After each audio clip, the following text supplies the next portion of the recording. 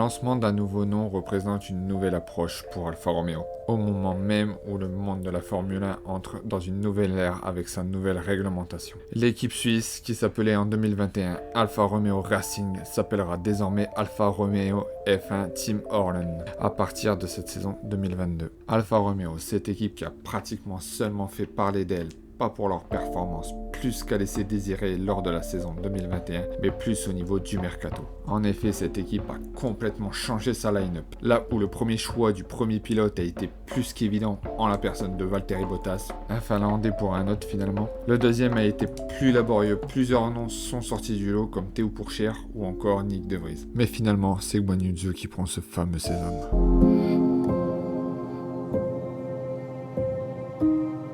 La question cette saison, c'est la voiture va-t-elle être bonne ?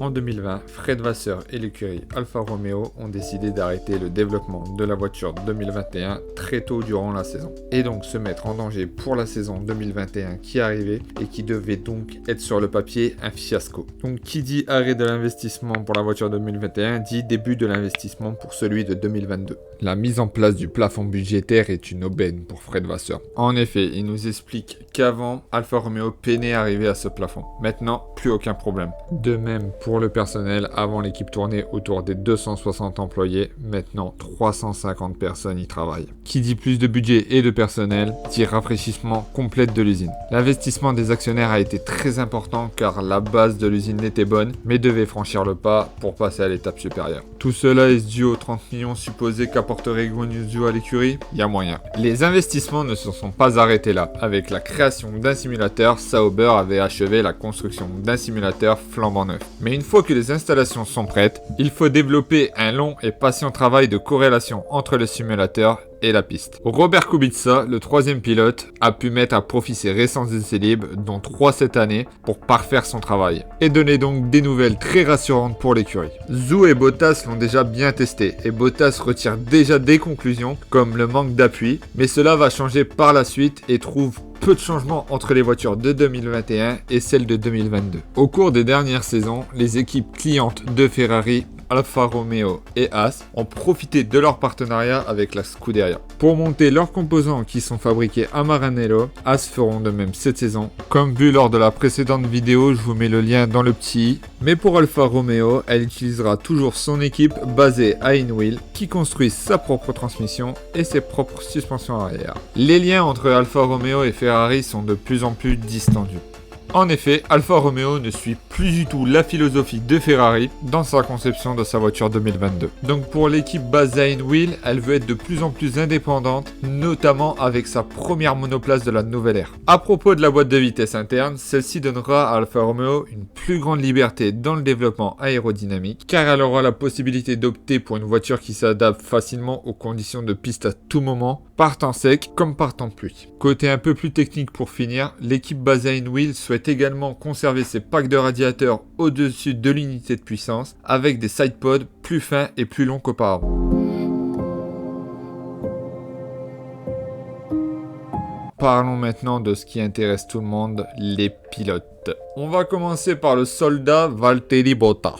On le connaît évidemment tous. Début en F1 en 2013 avec Williams, il y restera 4 ans, avec notamment une belle 3e place au championnat en 2014. Après cette période, il rejoint le clan Mercedes avec la prise de retraite vraiment précoce de Nico Rosberg. Bottas, qualifié d'éternel second pilote derrière Sir Lewis Hamilton, avait quand même 10 victoires en poche. On connaissait déjà tous la sentence de Valtteri dès le début de l'année 2021, avec ce départ du navire Mercedes pour l'arrivée du jeune espoir George Russell. 5 ans. 5 années où Bottas restera dans l'ombre de Lewis Hamilton, sans avoir les capacités de le battre, ou quand même il avait les occasions de le faire, il devait céder sa place pour le bien de l'écurie. Selon les médias, Bottas est qualifié de pilote pas assez agressif, trop prudent, ne pas y aller quand il en a l'occasion. En bref, il dépasse vraiment quand il est sûr de son dépassement. Donc, évidemment, pas de dépassement à la Verstappen. 2022, l'année du changement.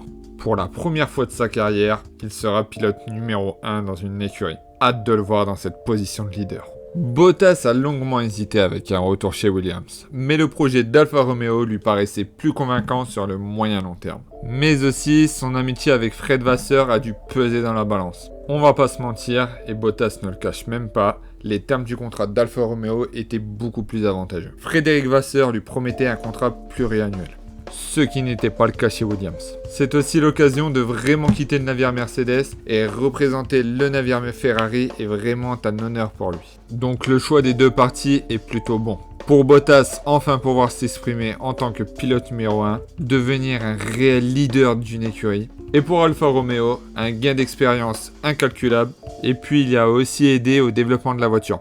De vrais conseils pour l'écurie. Passons à l'inconnu du grand public de la F1, Guan Yu Zhou. Qualifié de riche qui a gagné sa place seulement grâce à son argent, mais aussi d'avoir la particularité d'avoir le prénom le plus imprononçable de la grille. Mais nous allons voir que derrière ce personnage se cache tout de même un bon pilote. Mais avait-il pas mieux en termes de pilote? 2015, début en Formule 4.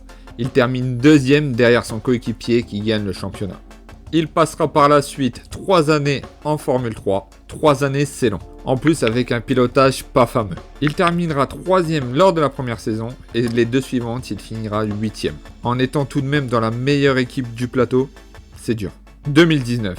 Enfin du changement pour Zhou, avec l'entrée dans la Renault Sport Academy et passage en Formule 2. Il termine 7ème au championnat et reçoit le prix Antoine Hubert qui récompense le meilleur rookie. Une première pour un Chinois à ce niveau. Pour sa deuxième saison en F2, il gagne une place et termine donc 6ème. Et pour sa dernière saison en F2, il finit à la meilleure place de sa carrière, c'est-à-dire 3ème au championnat. 2022, l'année du bousculement pour Zhou. Effectivement, il devient le premier Chinois à évoluer en Formule 1.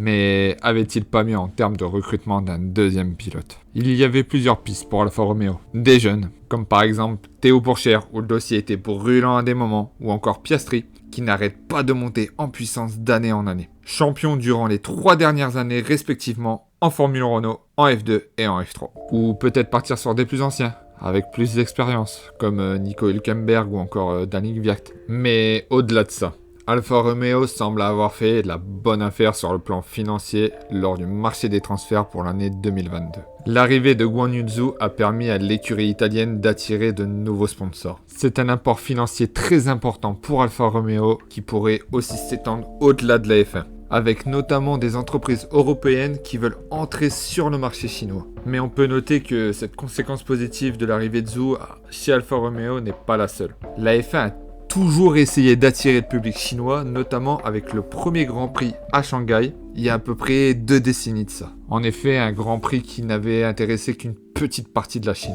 Mais cette fois-ci, c'est peut-être l'occasion de conquérir le public avec l'arrivée du premier pilote chinois en F1. Donc, avec sa nouvelle line-up, Alfa Romeo espère bien performer pour 2022 avec l'apparition de la nouvelle réglementation.